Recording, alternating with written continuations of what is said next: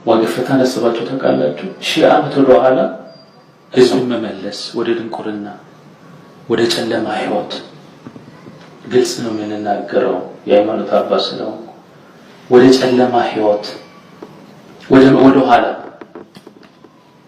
ሽፋኑ ባህል ነው። ወደ ውስጥ ገባበት ወላችሁ ብትገቡ ስታዩ ጣዖት ነው። ያሳዝናል። ለክርስቶስ የማዳን ስራ እንቅፋት የሆነ ስብስብ የኦሪቱ ስርዓት ነው ይመስላል ግማሹ። ወቀፈና ሰዱሪ ከኩሙ ፋኪስ ተሰጡር አዲስ ኪዳን ነው። የአዲስ ኪዳን ልጆች ነን። የዘላለም ህይወት የሚያወርሰን አንድ ጌታ ዋጋ ከፍሎ የሰው ልጆችን በፍቅሩ ያዳነ የሱን አሰራር የሱን አገልግሎት የከፈለው ዋጋ በዜሮ የሚያባዛ ነው አገራችን ላይ እየተሰራ ያለው። ያሳዝናል።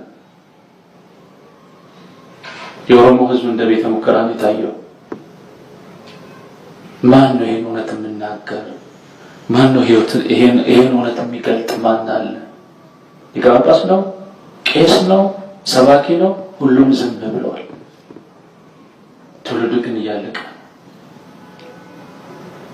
ብዙ ምስጢር አለ በለፈቻ ስም የሚደረገው። ቅድም ብያቸው ሽፋኑ ባህል ነው።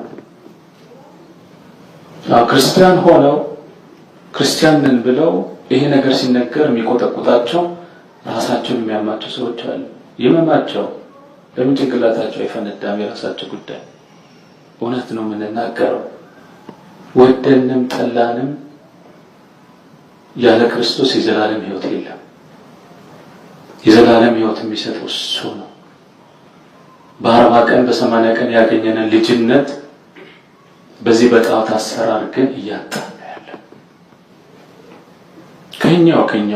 ከኛው መስቀል ይዘው ካህን ተብለው ለዛ ግን በርቱ የሚለው አሉ። ወደ ዝርዝሩ አልገባም።